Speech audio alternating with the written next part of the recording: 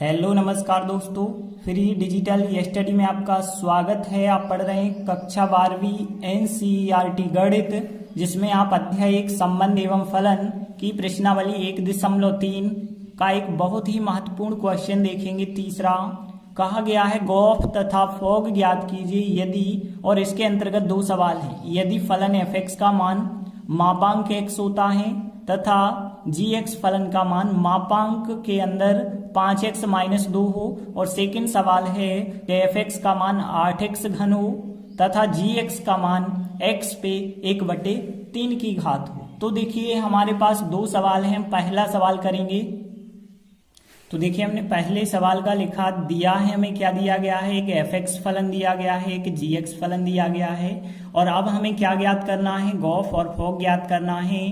तो सबसे पहले हम ज्ञात करते हैं यहाँ पे गॉफ।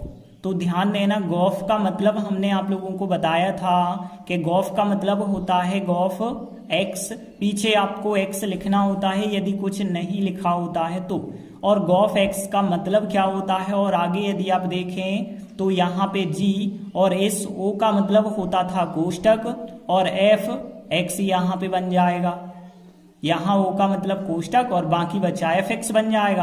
अब देखिए यहाँ पे g fx की जगह है, fx का मान मापांक x है, तो यहाँ पे फिर हम मापांक x लिख सकते हैं। तो हमने क्या किया, fx की जगह है मापांक x लिखा।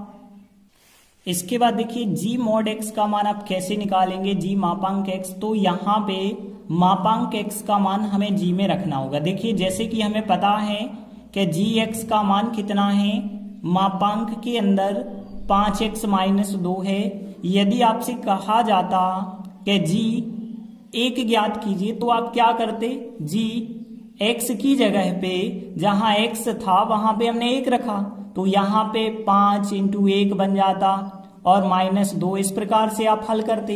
यदि हमने कहा है कि g x की जगह 1 रखिए तो आप x की जगह 1 रख पाओगे। 2 कहा होता तो 2 रख देते, यहाँ पे 3 कहा होता 3 रख देते। अब हमने कहा कि g मापांक x ज्ञात कीजिए, तो आप क्या करते, इस x की जगह मापांक x रखते ना, क्योंकि g यदि हमने 1 कहा तो तुमने 1 रखा है। अब हमने कहा g मापांक x, तो फिर जो x है उसकी जगह मापांक x रखा जाएगा, तो यहाँ पे 5 आएगा, फिर मापांक x आएगा, फिर -2 आएगा।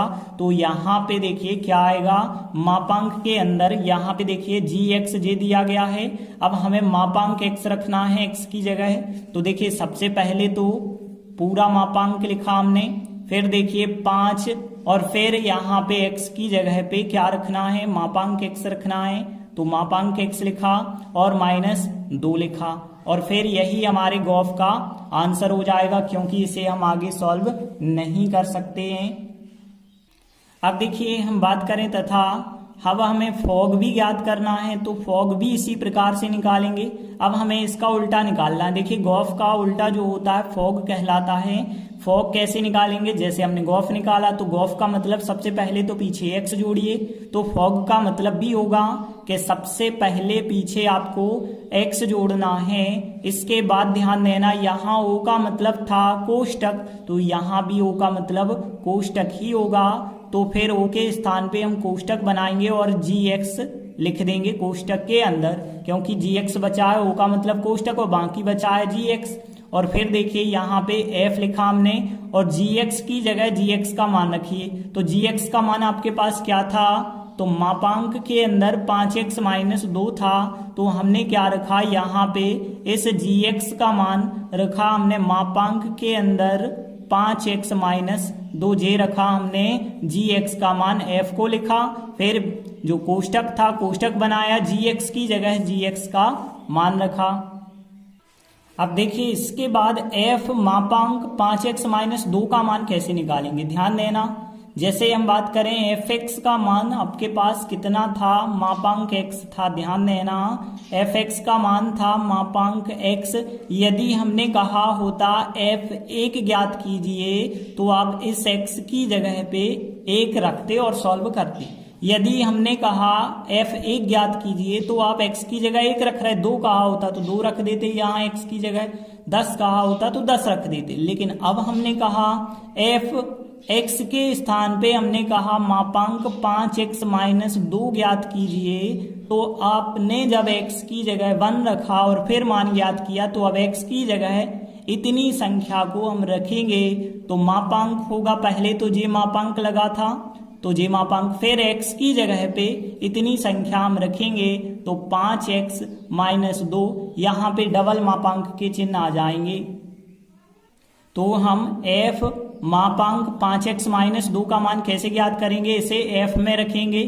तो जो संख्या है इसे हम इस x के स्थान पे रखेंगे। तो देखिए यहाँ पे मापांक का चिन्ह सबसे पहले हमने लगाया, क्योंकि ये मापांक का चिन्ह लगा था। फिर इस x की जगह पे इतनी संख्या हमें रखनी होगी, तो इतनी संख्या जब हम रखेंगे तो यहाँ 5x-2 इतनी संख्या रखी।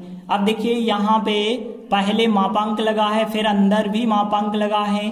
तो देखिए किसी संख्या का डबल बार यदि आप मापांक लेते हैं या एक बार लेते हैं तो कोई अंतर नहीं आता है। जैसे कि हम बात करें, यहाँ पे हमने कहा -1 का मापांक निकालिए, तो -1 का मापांक निकला +1, और +1 का दोबारा आप निकालिए तो फिर 1 निकला। मतलब आप डबल बार मापांक लेते हैं या एक बार लेते हैं, कोई अंतर नहीं आता है। तो यहाँ पे देखिए डबल बार जो मापांक लगा है, हम एक बार मापांक भी लगा के लिख सकते हैं, बात तो एक ही है। तो यहाँ पे यही हमारा फिर आंसर हो जाएगा। अब यहाँ पे देखिए, यहाँ लेकिन डबल बार मापांक ही लगा रहेगा, क्योंकि यहाँ पे पूरा मापांक 2 बार लगा था। मतलब मापांक के अंदर जो संख्या है फिर मापांक। तो यहाँ पे देखिए, लेकिन यहाँ पे ऐसा नहीं है, पूरी संख्या का मापांक नहीं था, अकेला x का मापांक था 5 और 2 पे नहीं था मापांक। लेकिन यहाँ पे इस पूरी संख्या का मापांक डबल बार है, इस वजह से हम एक बार मापांक लगा के लिख सकते हैं। तो इस प्रकार से हमारा गॉफ और फॉक का आंसर हो जाता है। इसके बाद देखते हैं, हम इसका दूसरा क्वेश्चन लेते हैं। तो देखिए दूसरा सवाल हमें दिया गया है fx का मान 8x³ और gx का मान जो है x पे 1/3 की घात। अब देखिए हमें फिर इसमें गॉफ और फॉक ज्ञात करने हैं। तो हमने लिखा, अब हम पहले गॉफ ज्ञात करने वाले हैं। तो देखिए GOF गॉफ हम कैसे ज्ञात करते हैं। सबसे पहला काम तो होता है इसके साथ आप x जोड़िए। तो यहाँ पे जब हम x जोड़ेंगे तो क्या बन जाएगा, यहाँ पे गॉफ x बन जाएगा। और इसके बाद देखिए O का मतलब होता है कोष्टक, तो फिर O के स्थान पे आप क्या लगाएंगे, कोष्टक लगाएंगे। बाकी क्या बचा होगा, fx। तो देखिए हमने क्या किया, O के स्थान पे कोष्टक बनाया और जो fx बचा है वो fx लिखा। अब देखिए g और fx की जगह fx का मान, तो fx का मान कितना है 8x³। तो यहाँ पे हमने रख दिया है 8x³। देखिए हमने g लिखा और फिर fx की जगह fx का मान कितना था 8x³ लिख दिया। अब देखिए यहाँ पे यदि हम बात करें कि gx हमें क्या दिया गया है, x पे 1/3 की घात। यदि हमने कहा होता कि g2 ज्ञात कीजिए, तो आप क्या करते, इस x की जगह पे 2 रखते और 1/3 की घात लगाते। यदि हमने कहा g2 ज्ञात कीजिए, तो आपने x की जगह 2 रखा। हमने कहा होता g5 ज्ञात कीजिए, तो आप इस x की जगह कितना रखते, 5 रखते। लेकिन अब हमने यदि कहा होता g8x³ ज्ञात कीजिए, क्योंकि हमें g8x³ निकालना है, तो आप इस x की जगह पे क्या रख देते, इस x की जगह पे 8x³ रख देते ना। तो यहाँ पे देखिए क्या आता, फिर यहाँ पे आ जाता 8x³ और फिर उस पे 1/3 की घात। इसी टाइप से आता ना, क्योंकि जब हमने 2 कहा तो तुमने x की जगह 2 रखा। अब हमने g8x³ कहा, मतलब जहां x लिखा था वहां 8x³ रखेंगे। तो यहाँ x की जगह है 8x³ और जो घात लिखी थी वो घात लिख देंगे। तो यहाँ पे क्या आएगा, g8x³ का मान यहाँ पे आएगा 8x³ और फिर आएगी इस पे 1/3 की घात। बात समझ आ गई ना, क्योंकि x की जगह पे हमने 8x³ लिखा है, तो यहाँ x की जगह है 8x³ आएगा और 1/3 की घात आएगी। और आगे यदि आप सॉल्व करें तो देखिए 1/3 की घात यहाँ पे अलग हो सकती थी। कैसे? यदि आप 8 को 2 का घन लिख दें और यहाँ पे x का घन लिखा ही है और फिर 1/3 की घात लिखी है। देखिए हमने यहाँ पे 8 को, क्योंकि 8 के गुणनखंड 2 गुणे 2 गुणे 2 3 बार होते हैं, तो 3 की घात लिखी हमने। इसके बाद यहाँ ध्यान देना 2x घन है अलग अलग, इस पे अलग 3 की घात लगी, इस पे अलग 3 की घात लगी। ऐसा करें हम कि इकट्ठी 3 की घात लगा दें एक साथ। इस पे अलग 3 की घात लगी, इस पे अलग 3 की घात, लेकिन हमने एक साथ दोनों पे 3 की घात लगाई। बाकी 1/3 की घात और इंटू में आ जाएगी, क्योंकि घात पे घात यदि होती है तो वो इंटू में होती है फिर। तो यहाँ पे देखिए 2x पे 3 की घात और इंटू जो है 1/3 की घात, तो 3 से 3 यहाँ पे कट सकते हैं। जब 3 से 3 कट जाएंगे तो 2x पे 1 की घात बची होगी और 1 की घात का मतलब होगा केवल 2x। 2 की घात होती तो 2 बार आप गुणा करके लिखते, 1 की घात है तो उसका मान वही का वही हो जाएगा फिर। इसके बाद हम देखते हैं फॉग का मान कैसे निकालेंगे। जैसा हमने पिछले सवाल में देखा था कि फॉग का मान कैसे निकाला था, तो देखिए जब हमें पता है गॉफ को कैसे निकालते हैं, पहले नंबर तो x जोड़ते हैं, तो फॉग में भी हम पहले नंबर यही काम करेंगे कि पीछे x जोड़ेंगे। फिर देखिए यहाँ पे हमने o का मतलब कोष्टक बनाया था, तो यहाँ भी हमें वही काम करना होगा कि o के स्थान पे कोष्टक बनाना होगा, बाकी बचा होगा gx। तो हमने क्या किया, f o के स्थान पे कोष्टक बनाया, बाकी बचा है gx। अब देखिए हम क्या करते हैं, यहाँ पे f लिखा हमने और gx की जगह gx का मान रख देते हैं। तो gx का मान क्या है, x पे 1/3 की घात है, तो हमने यहाँ पे लिखा है x पे 1/3 की घात। तो देखिए f लिखा और gx की जगह gx का मान रख दिया है।